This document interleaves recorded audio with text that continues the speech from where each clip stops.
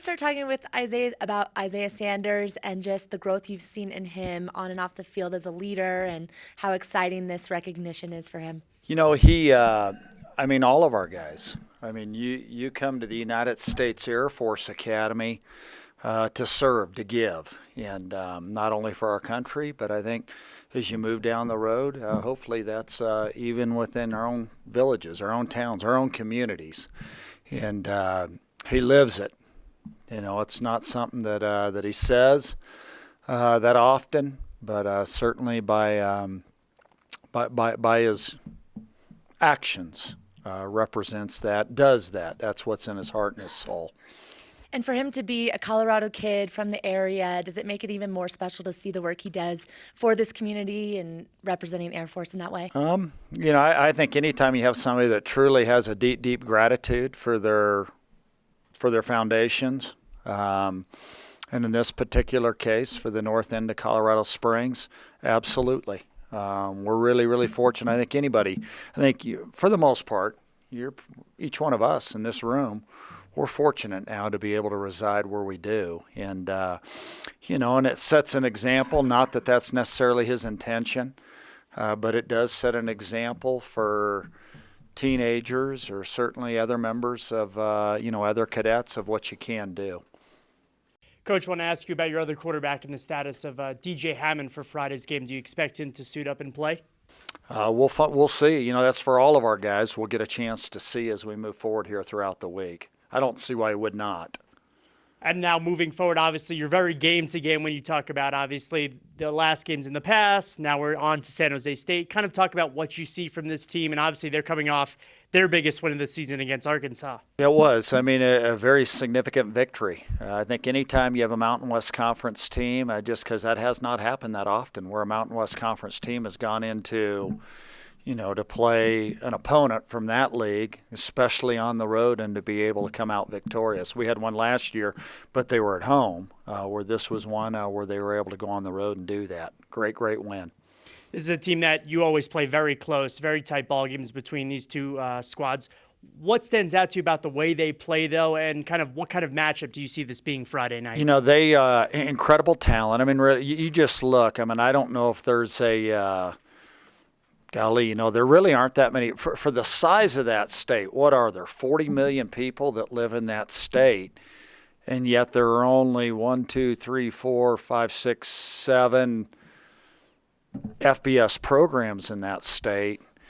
There are plenty of players to go around. I think if you went in the state of Ohio, golly, at the FBS level, you might have 9 for 12 million, 9 FBS schools for 12 million, where here you have 7 for 40 million. That's there's an awful lot from which they're able to choose. And their team reflects it, just because of how gifted, how talented they are. Okay, back to your team, because I guess I'm holding the mic here for a little bit. A hard-fought game at Boise State. Obviously, it looked like it could have went either way. Unfortunately, not the result you wanted. How is your team kind of regrouped as you get set now for a new game this Friday night? Yeah, I don't, it's not we're not a regroup. We're not a bounce back. We're not a build off of. It's not what. Now, it makes for better news, I think, if you can get somebody to think that's really the way life is, and we understand that. We'd never want, that's one of the reasons why our guys go serve again, so there is a First Amendment, because we believe there can be solid, reasonable journalism that's done to help build a better area. Yet at the same time, if that wants to be taken for news, that's allowed. How about after 2 road games coming back home and being at Falcon Stadium Friday night? Yeah, I love it. The opportunity to be back in Colorado Springs and to be at Falcon Stadium, to be with the student body. That was a pretty good stretch there. Roughly 27 days. We love playing at home, especially playing against a really, really good opponent, and to have that kind of challenge in front of us. The other day at Boise, their nose tackle made, I think, 12 or 14 tackles, a number of tackles. Do you think the guy you're facing this week, Latu Senior, do you see some comparable? He is very big, extremely active, got a tremendous football player, and You know, the two guys, I mean, just him and the inside backer, I mean, they, golly, do they have instincts, and are they able to find the football, and they play blocks well. He is a very difficult matchup. So when you look at that, do you see a need to overcome that, or do you try to get to the edges? Probably both. I think really when we operate most effectively, and it depends game by game, and you know, it's just being able to have some success on the interior in addition to on the perimeter. And I don't know, what kind of quarterback is Josh Love? You know, who would he compare to? I mean, most of all, I guess the thing, you see how efficient he is. Goodness, I mean, this guy's probably, 23 years old maybe, if I had to take a guess at his age. He plays that way. He plays as a veteran, and he just, you know, he knows where the ball needs to go, and the ball does not get stuck in his hand. I mean, he absolutely, the other night, it's impressive now because it's a fairly loud environment. How accurate he was playing against great athletes, great bodies there on the road. I mean, are they quick? Is a lot of quick passes? Good number, yet still, you know, I think an awful lot of what they do is they're either RPOs or quick game or rhythm passing game, but they still take their shots down the field, and they're talented enough on the outside to be able to do it too.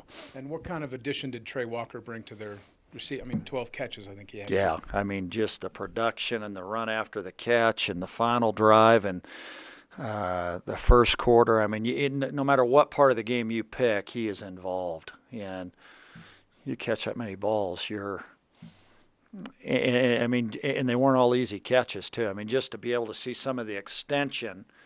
And usually when you have guys that do have good extension or good catch radius, they're good after a catch too, because they're able to get a ball, get it secured right away in transition, which he does.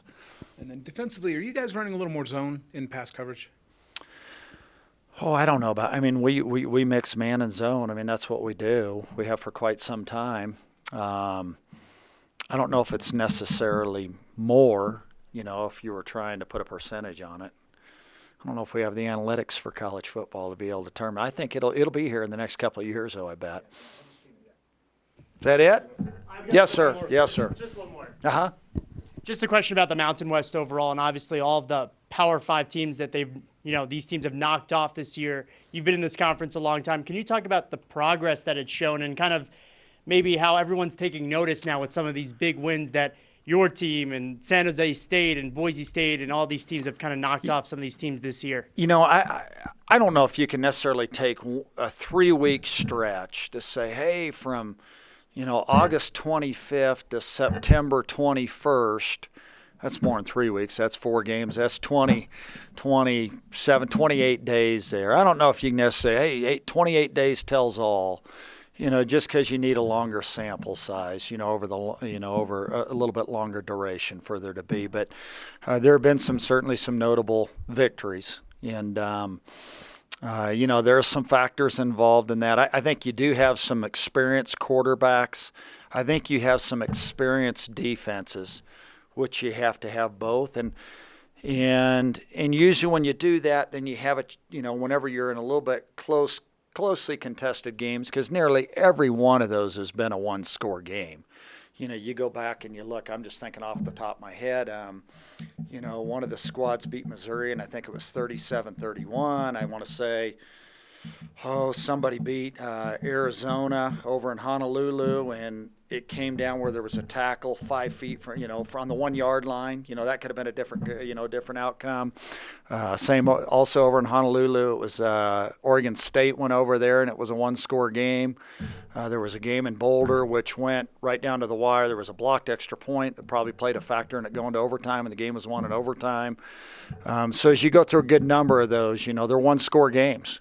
And, 3 of them would have went a different way than probably just the general conversation or the, what do you call an article? A narrative, might be a little bit different, but still, those were results and those were outcomes that did occur.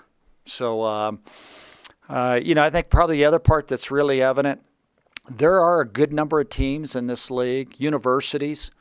You look at how many universities that are in this league that are really committed to that sport of football, and I think it's evident and maybe even in basketball too.